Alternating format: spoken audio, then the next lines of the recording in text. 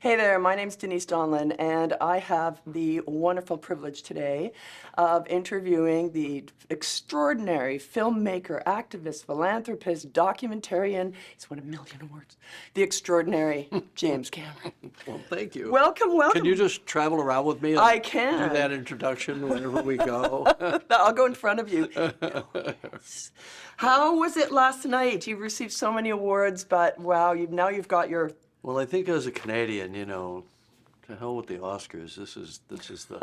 This is when you know you've arrived. This is when you know you've been accepted by your countrymen. And I think that's important because it has to be within our own value system that things mean something, right? Not some external value system.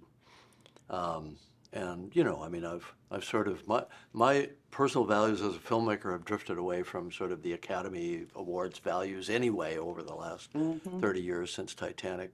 So this has a lot more meaning. And as I said in my remarks It was last a night. beautiful speech. Oh, Yeah, thanks, thanks. lovely. Yeah, well, I appreciate that. As I said in my remarks, it's about our kind of shared value system. What unites us? What creates our social cohesion in this country? Because Canadians are just all over the place in terms of background stories and ethnicity, social, indigenous, European, where Middle East, wherever we're from. What holds us together. Sometimes I think it's that we're like not the United States. True. That's like an identity that I remember growing up. For sure, we've struggled with that. Yeah, yeah. It's almost like we define ourselves by not being that to some extent. That was certainly the case when I was growing up in Niagara Falls, which is a border town. So you feel that kind of tectonic presence of the other plate, which sort of culturally kind of dwarfs. Yeah. Yeah, not only the plate, it's the tsunami of content. When you're a tiny country Sure, living next sure. to the biggest content creator Yeah. or producer in the world, Yeah. you need to struggle a little bit to find out who you are. And last night think you that's- talked I about the think that's kind valid, of yeah. values we Yeah. had. Yeah. Yeah. What do you see as Canadian values? Well, it's interesting because every filmmaker, I think, works on a personal scale. I don't think we think of ourselves as national propagandists, trying to promote some Canadian identity. I think our Canadian identity, if nothing else, it celebrates the unique and the individual. And so as filmmakers, we're all just doing our own thing. I'm not doing the same thing as David Cronenberg. I'm not doing the same thing as Denis Villeneuve. We're all, and I'm talking about commercial filmmakers, obviously. When you look at the independents, it's even more personal and more intimate.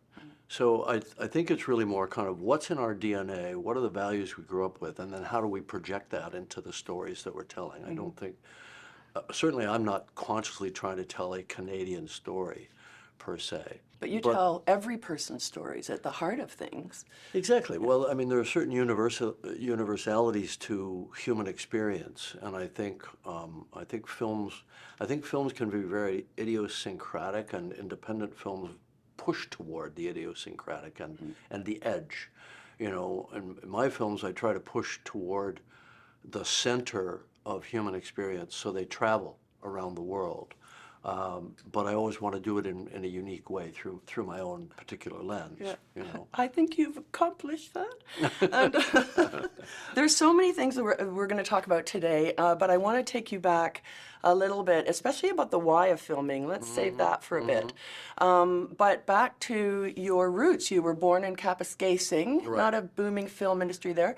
Well, I moved when I was 2, so two, yeah, okay. it was a little early for me to get into film. And then Chippewa, which is close to Niagara Falls, as you've said. But I'm wondering so both of those places were very full of nature, full of water. Absolutely, Right? yeah. Did being close to the falls when you were a kid, did that have something to do with your thirst and love for nature? I think there's 2 levels to that. One is the water part of it, and one is just the kind of the nature part of it. Right. So I always felt a sense of awe and wonder and curiosity that was so intense I had to act on it as a kid.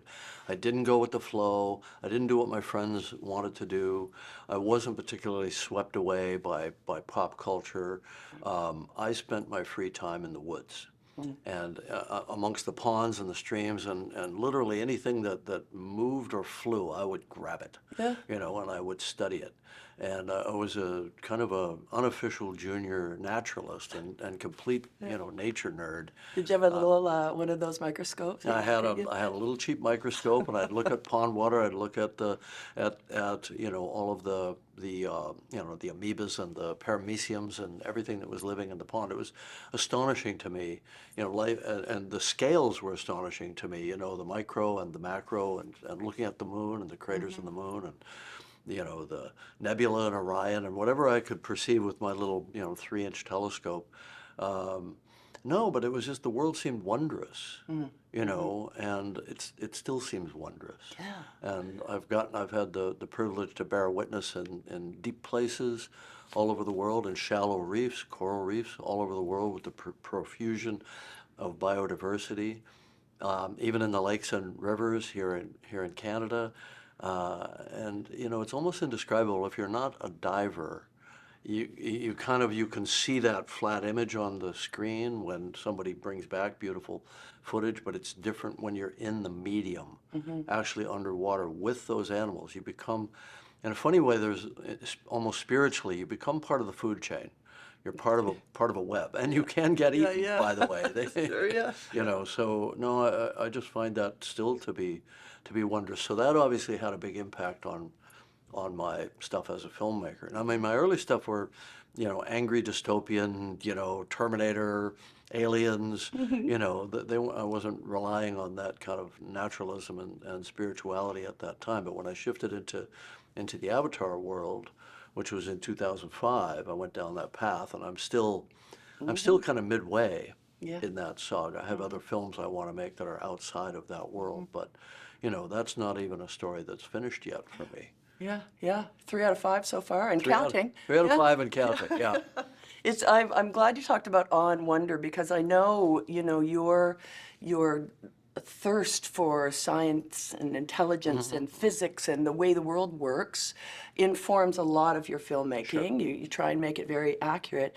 And yet at the same time, you call yourself an empiricist. Right. But you're a spiritual empiricist, because you're know, looking it's- for that awe and wonder. It's a contradiction almost, and my wife is very spiritual, and she and I go round and round on this, and she says, I know underneath all of that empiricism and that science, you believe this.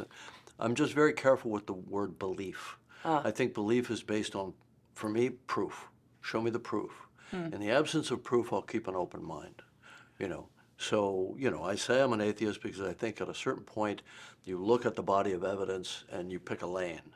I'm not an agnostic in the sense that I have no belief system whatsoever, because I think without some form of belief, how do you make decisions in the world? How do you prioritize the world?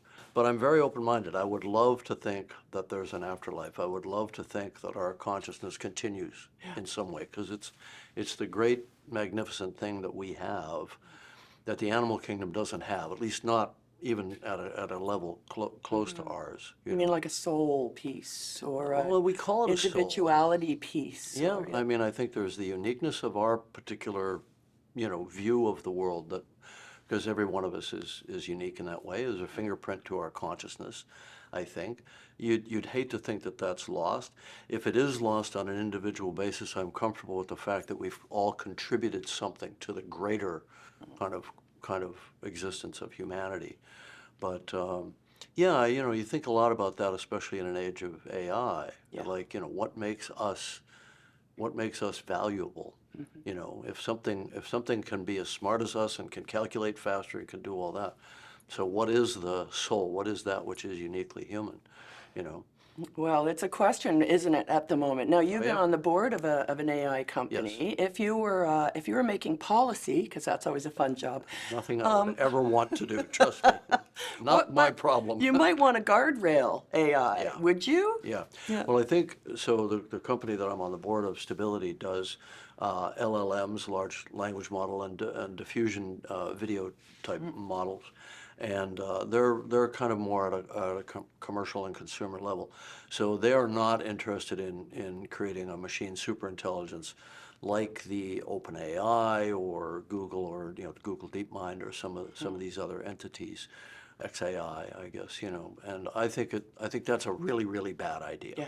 Yeah. I would put massive guardrails on that, but unfortunately it seems to be a bit of a runaway train, and when you've got hundreds of billions of dollars being thrown at a problem like that, it will get resolved. Yeah. And it's going to get resolved in the next few years.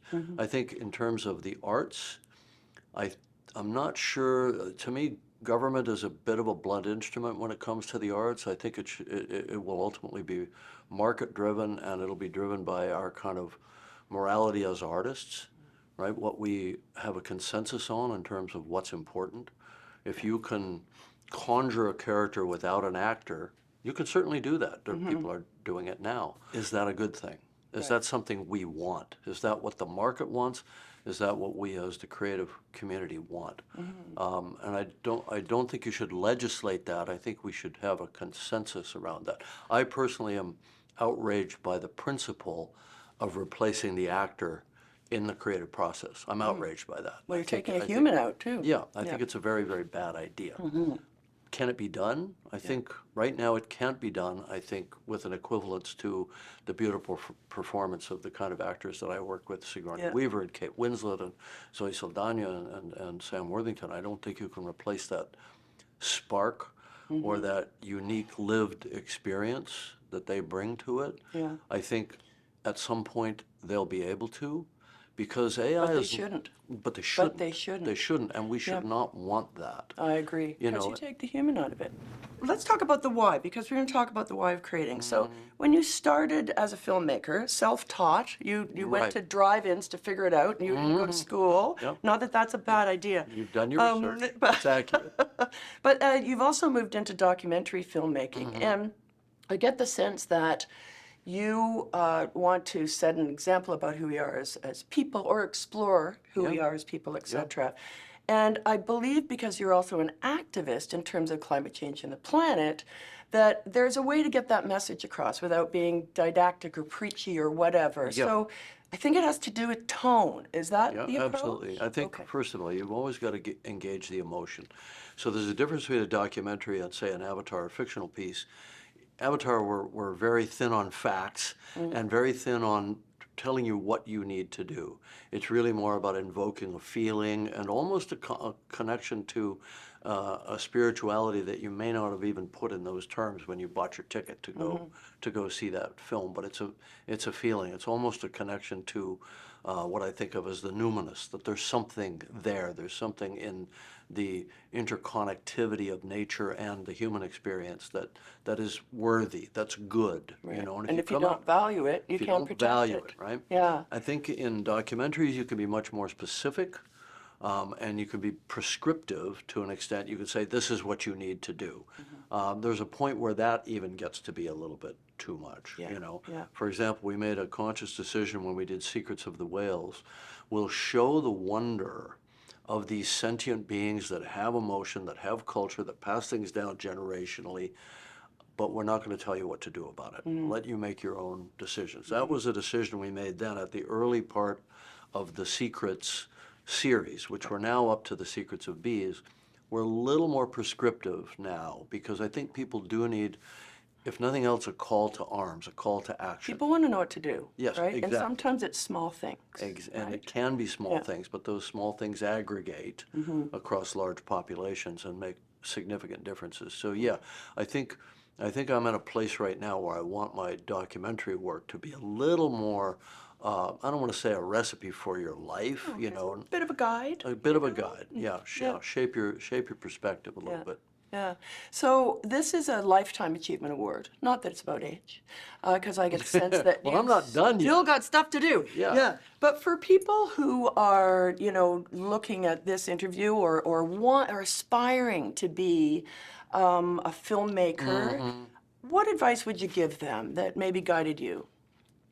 Well, I didn't get a lot of advice, and I probably wouldn't have listened to it anyway. And maybe that's the best advice. Just don't listen to the advice. Certainly don't listen to the naysayers.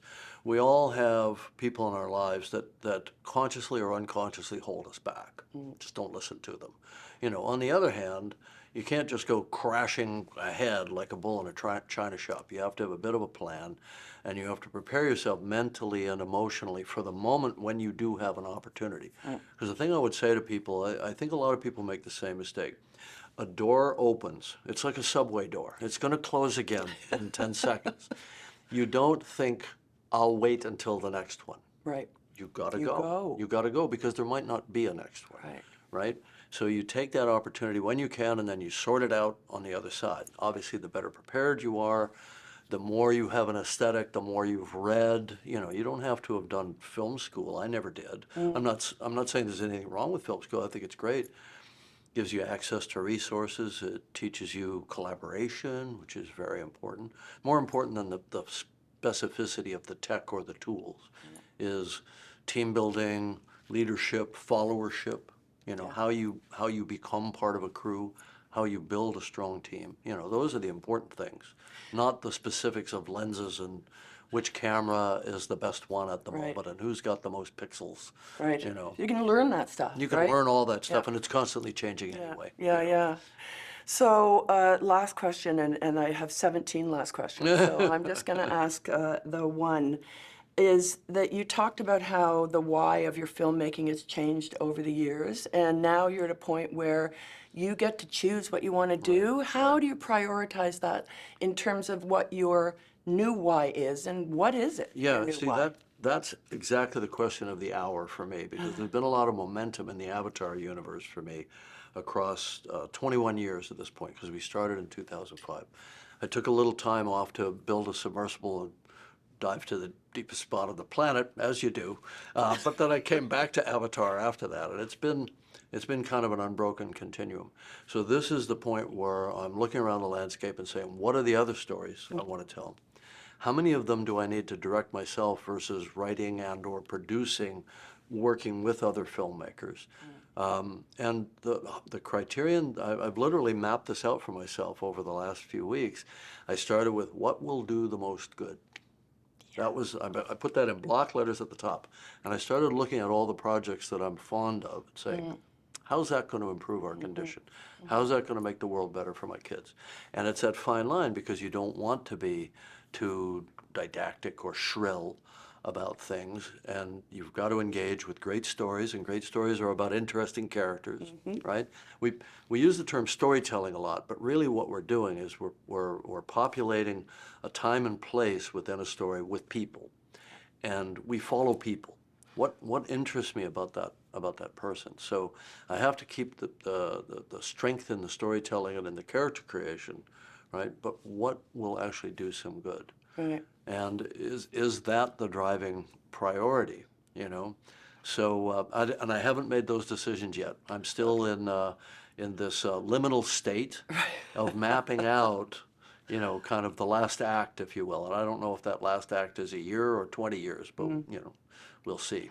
I am so confident that you're going to make the right decisions Okay. and use your powers for good. So thank you for that. Well, thank you. Yeah, Thank you. This has been fun. Have an awesome night. You're going to have fun being honored tonight. Can't wait to see it. Well, I don't have to make a speech, so that's the important thing. There you go. I got that out of the way last night. Oh, right on. Well done. Congratulations Well, thank again. you very much. Now that you've got your courage medal. I know. This is courage, right? Yeah. That's what it is. Exactly.